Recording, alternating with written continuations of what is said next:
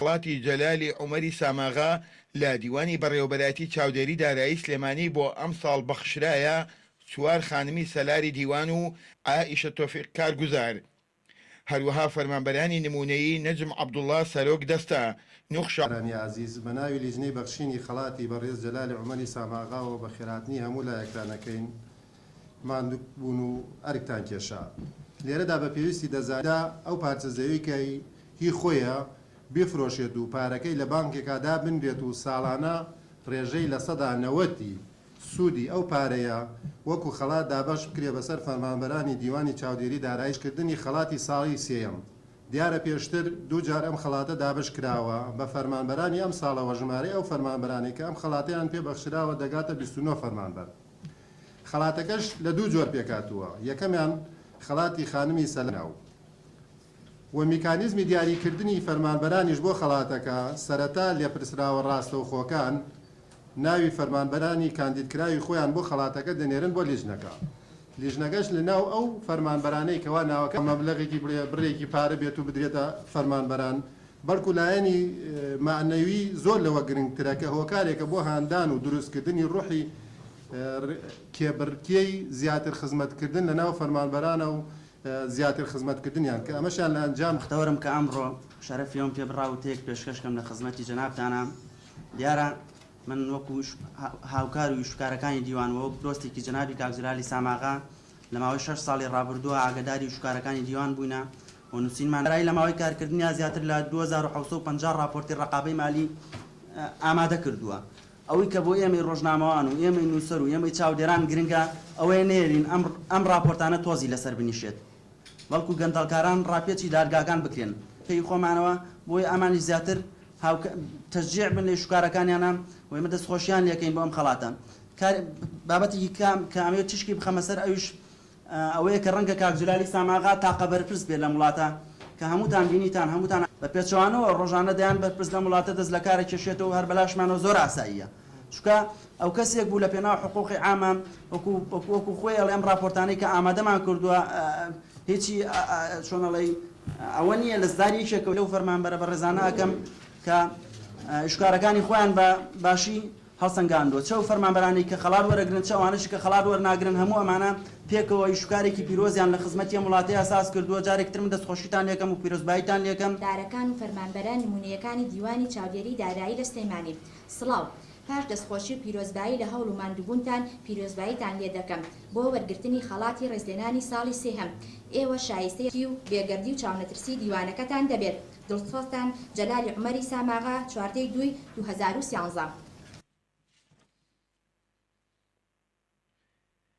جێیباسە بەخشینی خەڵاتی جەلالی عومەر ساماغا کە تاکو ئێستا لە کۆی 212 فەرمانبەری ئەم بەڕێوەبەرایەتیە 29 فەرمانبەر سودمەند بوونە لەو بەخشین و ڕێزلێنانە. بێگومان ئەمە شوێ ڕای دڵسۆزی و بەخشندەیی جەلالی عومەری ساماغا و وەفا و ئەمەکداری بۆ بەڕێدەڵکاریەک لە هەر دەستگا و بەڕێوەبەرایەتیەک هەبێت لە سنووری سلێمانیدا. وەڵا زۆر خۆشحاڵم و زۆر سپاسی دیوانی چاودێری دارایی یەکەم کە منیان بە شایستیم خەڵاتە زانی و زۆر سپاسی جەلالی ساماغاکەم هیوادارم تەمەدە. وەڵا من زۆر دڵخۆشم کەوا کاک جەلال ئەم ڕێزنانانەی بەخشی بە فەرمانبەرانی دیوان و بە تایبەتی ئێمە کەوا لەناو دیوانە دیاری کراوی. ئێمە زۆر سپاسی کاک جەلال دەکەین بەڕاستی کەوا تا ئێستا ئێمەی لەبیرە لەناو دیوانی ژە بیری فەرمانبەرانی خۆی ماوە کە خەڵاتیان بکات و ڕێزیان لێ بنێ هیوادارم نمونەی زۆر بێ. پێم خۆشە کە بەرەو پێشیان بەرێت بۆ ئیش و کارەکانیان و سپاس. وڵایی گرنگێکی زۆر بەلای منەوە یعنی هەیە لەبەر ئەوەی کەوە چەند ساڵەکە یعنی ئیشمان کردو هەوڵ و مادوومنمان ناوە کاک جەلالی ساماغا کە ئێستاش لێرە نەماوە هەر ئاگات یعنی ئەو خەڵاتەش شەر نییە یعنی مادی بێ معنەویە یعنی بۆ تەشجیع بۆی کەوا ئەم فەرمانبەرانەی کەوا زیاتر دڵسۆزی خۆیان دەربڕن لە کاتی ئەنجامدانی تدقیقی دایرەکانە کە ئێمە من وەکو سەرۆک دەستەیەکە هەڵەستم بە ئەنجامدانیان تر سپاس. وەڵا هەست و سۆزم خۆشیە و هەموو کەسێ ئینشەڵا لە خۆشیە بێ و زۆر سپاسی ئێوەی ژەکەم. سپاسی کاک جەلالی ژەکەم بۆ ئەم ڕێزە لێگرتوین زۆر مەمنونی هەم ئێوەش عەزیزتان کێشەوە کوڕجی گەندەڵکاران گەڕاندۆتەوە گەنجینەی حکوومەتی هەرێمی کوردستان هەر لەسەر ئەو نەما چالاکی و کاریگەرانەیە کە بەخشین و ڕێزلێنان فەرمانبەرانی دیوانی چاودێری دارایی سلێمانی دەگرێت. جەلالی عومەر سام ئاغا لە بەرامبەر ئەو ئەرکە پیرۆزە و پاڵپشتی و پشتگیری و هاندانی فەرمانبەرانی چاودێری دارایی سلێمانی لە سێم ساڵەی خەڵاتکردنیاندا بە هیوا و ئومێدی نمو بەڕاستی کابراایکی بەڕێز بووە دوای ئەوە کە ئەم لەسەر بنەمای خۆشەویستی خۆی و ڕێزلێنانی خۆی و فەرمانبەرەکانی خۆی ئەمەی داناوە حەزی کردوە ساڵانە ئەم پارێ بەخشە بە فەرمانبەرەکانی خۆی. ئەنجامە هیچ لارێکشمان نییە کەوانی کە هەڵبژێن لەبەرەوەی شایانی ئەوەیە کە هەڵبژێراون بۆ ئەم خەڵات بەتەو کەسێک کە هەڵبژێرێت بەکۆی دڵنی مەسول بەشەکانیان هەڵبژێراوە دیارە شایانی ئەوەیە کە هەڵیان بژاردووە. پێشەکەی بەخێراتتانەکەم سوپاسانەکەم ئێمە زۆر تەبیعی ئەوانیش خۆشکی ئێمە و برای ئێمە زۆر تەبیعی و بە نسبەتی مەوە چونکە دیوانی چاودێری دا شمولیەکە وەڵاهی هیوای تەمەند درێژیان بۆ خوازم و پیرۆزباییان یەکەم زۆر ئەوانەش ئینشەڵا بۆ ساڵێکیان بەری دیوانی چاودێری دارایی سلێمانیە مجموعەیەک یا باڵین کۆمەڵێک فەرمانبەری نمونەی و سەلاری دیوانی چاودێری دارایی هەڵبژێرا و هەڵبەتە جێگەی ڕێزە لەناو ئەم هەم فەرمانبەرانەیە ئەم فەرمانبەرانە هەڵبژێراون. پەرلەمانی کوردستان هەوڵ با سەرۆکێکی دیوانی چاودێری لە هاوشێوەی کاک جەلالی ساماغادا بنێت بۆ دیوان چکە نەبێت کەسێکی بێ لایەن بێت دوور بێت لە هەموو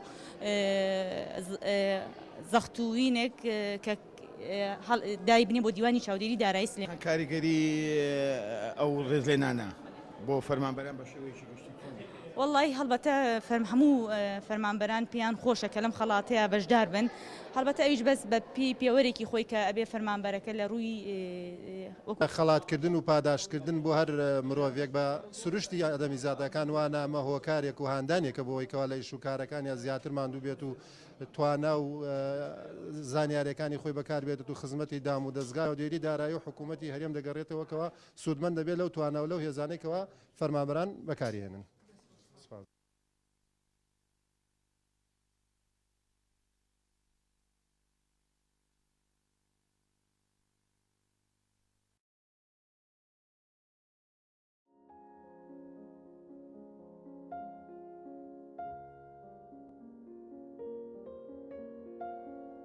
لە پای دەستپاچی و کارامەیی و دڵسۆزی لە ڕایکردنی کاروبارەکان و خۆماندووکردن لە ماوەی یەک ساڵدا سێمین خەڵاتی جەلالی عومەری ساماغا بۆ کارمەندانی نمونەیی و خانمەسەلار بەخشرایە 12 فەرمانبەری دیوانی چاودێری دارایی سلێمانی لە ڕێوڕسمی بەخشینی خەڵاتەکەشدا ئەحمەد ئەمین بەڕێوبەری گشتی دیوانی چاودێری دارایی وتەیەکی پێشکەش کرد و تێیدا ئامانجی بەخشینی ئەم خەڵاتەی ڕوون کردەوە و ڕایگەیان ئەمە دەرفەتێکە لە بەردەم فەرمانبەرانی دیوانەکەیاندا تا بە شێوەیەکی تەندروست کێبڕچێ بکەن لە باش ڕایکردنی کاروبارە ئیداریەکان هەروەک ڕۆڵی جەلالی عومەری ساماغا سەرۆکی پێشووی دیوانی چاودێری دارایی سلێمانیشی بەرز نرخان لە ڕاپەڕاندنی کاروبارەکاندا. لێرەدا بە پێویستی دەزانین کە هەندێک زانیاریتان لەسەر خەڵاتەکە و خاوەنی خەڵاتەکە پێ بدەین.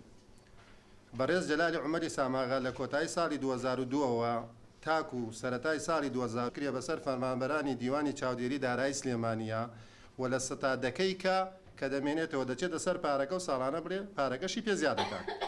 پارچە زەویەکە لەلایەن لیژنەیەکەوە فرۆشرا بە زیاتر لە 90 ملیۆن دینار و پارەکەی لە بەنک دانرا. ئەم ڕۆژێمە لێرەدا کۆبوونەتەوە بۆ دابشکردنی خەڵاتی ساڵی سێەم.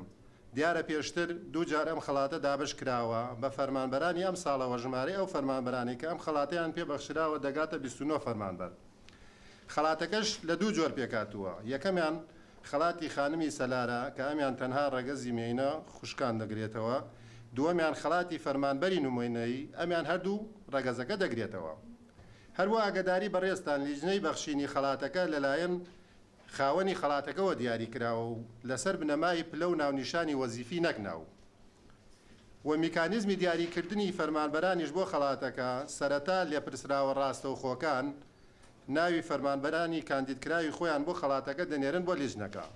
لیژنەکەش لە ناو ئەو فەرمانبەرانەی کەوا ناوەکانیان بۆی هاتووە دیارە ڕەنگە لیژنەکە سی کەسی بۆ بێ ئەو بڕیاری داوە 12 دەیە خەڵات بکە لە ناویانە بە میکانیزمی خۆی ئەو ژمارەیە هەڵدەبژێرێت و خەڵاتەکەیان پێدەبەخشرێت.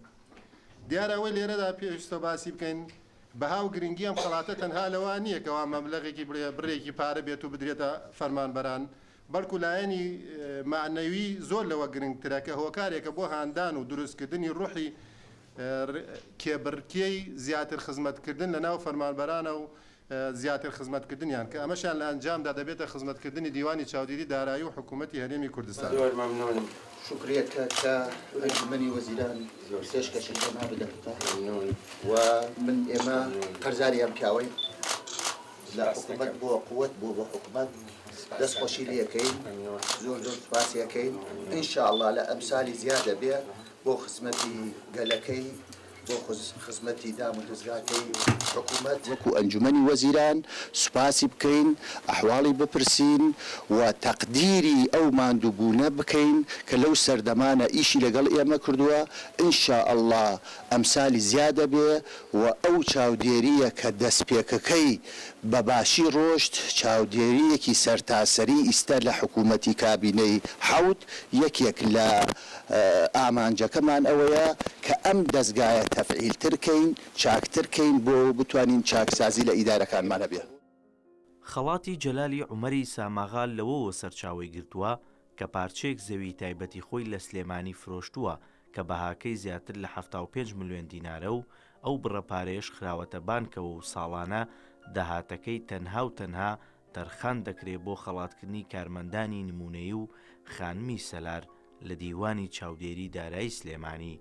وەک لە پەیامەکەشیدا جەلالی عومەری ساماغا داوای ئەوەی کردبوو لە فەرمانبەران وەک هەمیشە بێلایەنی دیوانی چاودێری دارایی بپارێزن و لە ڕەوتی پیشەگەری و ڕەسمی و بێگەردی لانەدەن و دەستپاکی و بوێری و ئازایەتی بکەنە بنەمای. لەلایەن کاک جەلالی ساماغاوە داڕژراوە ئەویش بە بەخشینی پارچەیە زەوی تایبەتی خۆی کە بفرۆشێتی و فایدەکەی پارەکەی لە بانقادا بنێت و فایدەکەی ساڵانە دابەشوێ بە چەند فەرمانبەرێکی خانمی سەلار و نمونەی دیوانی چاودێری داراییە. هەڵبەتە ئەم پارچە ئەرزەی لە ڕێگەی لیژنەیەکەوە هەتا پێش خانشینی کاک جەلال کرا لە ڕێگەی لیژنەکە فرۆشرا و پارەکەی لە بانقادانرا. دوای ئەوە کە دوای خانشینی کاک جەلال ئەم پارەیە ساڵانە ساڵی سێهەمە ئەدرێ بە چەند فەرمانبەرێکی نمونەی و سەلاری دیوانی چاودێری دارایی. هەڵبەتە لە نێوان 212 فەرمانبەری دیوانە چەند فەرمانبەرێک هەڵەبژێرن. ئەم فەرمانبەرە بێ بەڕاستی وەکو خانم کەسێکی شیا و لایق و سەنگین بێت لە ڕووی نمونەیشەوە ئەبێ یعنی شەد نییە باڵین ئەبێ بەڕێوبەر بێ یا سەرۆک دەستەیەک بێت یان پلەیەکێ بێ. ئێمە تیامانە باخەوانە هەڵبەتە بەکاری خۆی زۆر بەڕێکپێکی هەڵەسێ یا کارگوزارە ئیشەکانی خۆی زۆر بەڕێکپێکی ئەکات. پۆست پێوە نییە؟ نەخێر پۆست پێوە نییە. ئێمە لەم خەڵاتەی ئەم ساڵ و ساڵەکانی پێشتریشە باخەوانی تیا بووە، کارگوزاری تیا بووە، شۆفێری تیا بووە و لێپسراوی بەشی تیا بووە. لەبەرەوە هیچ پێوەرێک نییە بۆ ئەوەی کە بڵێ ئەبێ یعنی پۆستێکی هەبێت بەبێ فەرق جیاوازی دابەشەکە بەس فەرمانبەرەکانە. یەک جار ئەم خەڵاتەی پێبەخشێت بەتەکید ئەبێ ئەو فەرمانبەرێک کە ساڵەکانی پێشتر هەڵبژێراوە نابێت لە ساڵی داهاتوە تایەبێت. خەڵاتە بەردەوامی هەیە بەتەکید ئیشاڵڵا هەتا یعنی دیوانی چاودێری دارایی هەبێت ئەم خەڵاتش بەردەوامە. دواتریش 12 کارمەندی نمونەی کە لە ماوەی 1 ساڵدا دڵسۆزانە لەسەر بنەمای دەستپاکی و بوێری و لێهاتووی کاروبارەکانیان ڕای کردووە خەڵاتی ڕێزلێنانی جەلالی عومەری ساماغایان پێبەخشرا. خەڵاتی جەلالی عومەری ساماغا بۆ کارمەندانی نمونەیی و خانمە سەلارەکانی دیوانی چاودێری دارایی سلێمانی هەوڵێکە بۆ دەستنیشانکردن و ڕێزلێنان لەو کارمەندانەی کە لە کارەکانیاندا بە دڵسۆزی و بە دەستپاکی ئیشوکارەکان بەڕێ دەکەن و دەبنە نمونەی فەرمانبەران لە کارڕایکردن و خزمەتکردن بە هەرێمی کوردستان. جەنابەت وەکو یەکێک لەو فەرمانبەرانەی کە ئەم ساڵ شەرەفی ئەوەت پێبەخشا خەڵاتی جەلالی عومەری ساماغات پێبەخشێ چی لا دروست بوو و چی هەستێک تێلێست؟ سەرەتا پێشەکەی زۆر سپاسی کاک جەلالی عومەری ساماغا ئەەکەم لەسەر ئەم خەڵاتەکە من دەستنیشان کرد بۆ وەرگنی ئەم خەڵاتە. ئەم خەڵاتە ئەبێتە مایەوەی کە زیاتر هەنمان ئەیات بۆ بەرەو پێشچوونی ئیشەکە و کارەکانمان بە ڕێک و پێشی و ئەبێتە هاندەر بۆ هەموو فەرمانبەران لە هەموو بارەکانە و هیوادارم ئەم جۆرە خەڵاتانە ببێتە وەکو کولتورێک لە هەموو بە دڵسۆزی تۆ خەڵات ئەکرێت و ڕێز لێ دەنرێ وەکو فەرمانبەرێک ینی گرنگی ئەم خەڵاتە لە چی بینی؟ بەڵێ بە خێراتنی کەناڵە بە ڕێزەکەتانەکەم پێشەکی و هیوادارم لەم کاتەدا من هەست بە خۆشی یەکەم کە ئەم خەڵاتەم وەرگرتووە و هیوادارم ئەم خەڵاتانە لە هەموو دام و دەستگاکانە بێ بە داهێنانێک بۆ فەرمانبەرە دڵسۆزەکان لەبەرەوەی زیاتر هەست بە هیلاکی خۆیان بکەن و بەمە دڵخۆش بن زیاتر. جنابەت وەکو خانمێکی دیکە لە دیوانی چاودێری کە فەرمانبەری لەوانەیە تەمەنێکت لەگەڵ کاری ئیداری و بەڕێوەبردنا ڕای کردێت ئەمڕۆ ڕێز لێ دەنرێ خەڵات دەکەیت لە پای دڵسۆزی لە پای باشڕایکردنی کاروبارەکانت یعنی تۆ پێت وایە ئەم خەڵاتە گرنگەکەی لە چیە ئەر خەڵاتێکی مادیە یاخود ئەگەر باگراوندەکەی بخوێنینەوە ئەم خەڵاتە لە ڕووی معنەویە چ گرنگێکیەوە چی ئەهمێتێکیە؟ پێشەکی بە خێراتنتانەکەین بۆ کەناڵەکەتان کە بەژاریتان کرد لەم ڕێوڕسمی ئەم خەڵات لێنانە وڵا ئەم پرۆژەیەکەوە یعنی کاک جەلال دیاری کردووە قسوێتی بواری جێبەجێ کردەوە و ساڵانە خەڵاتی فەرمانبەرانی خۆی ئەکات ئەمە پرۆژەیەکی معنەویە مادی نییە لەبەرەوەی مادیەکە هیچ نیە و ئەڕوات بەس تەقدیرکردن و دیاریکردن و دەستنیشانکردنی ئەو فەرمانبەرانە زۆر ڕێزێکی گەورەی بۆ ئێمە و ڕێزێکی شەکەوە کاک جەلالی ساماغا کە ئێستا لە دیوان چاودێری دارایی نژەماوە هەر فەرمانبەرەکانی خۆی لەبیرە و ئەمەش تەبعاً هاندانێکە بۆ ئێمە کەوا بەو پەڕی دڵسۆزی خۆمانەوە ئیش و کارەکانمان جێبەجێ بکەین چۆن لەسەر ئەو ڕێگەیە کە کاتی کاک جەلال ڕێی پیشان ناوین بۆ جێبەجێکردنی ئیش و کارەکانمان و دڵسۆزیمان لە ئیش و کارەکانمانە هەر بەردەوام بین و تا ڕادەیەکی زۆر باش دەوریە بێ لە ڕووی معنەویەوە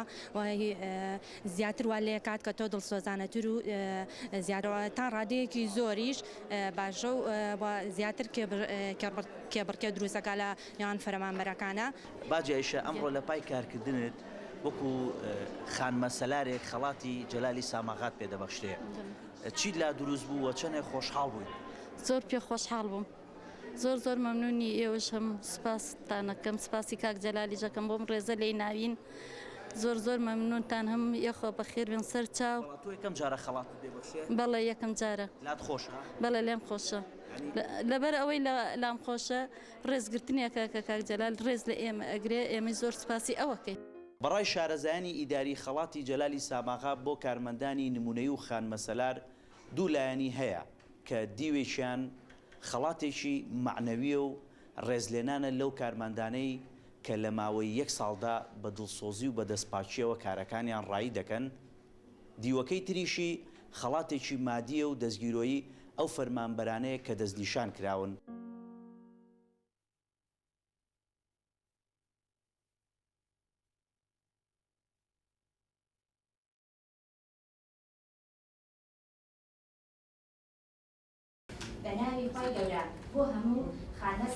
لە ڕەورەسمێکدا بۆ ساڵی سێم خەڵاتی جەلالی ساماغا بەخشرا 11 فەرمانبەری نمونەیی دیوانی چاودێری دارایی سلێمانی کە لە ماوەی ڕابردوودا توانیویانە بە شێوەیەکی سەرکەوتوانە و ماندوونە ناسانە کارەکانی خۆیان بە دڵسۆزی ڕاپەڕێنن.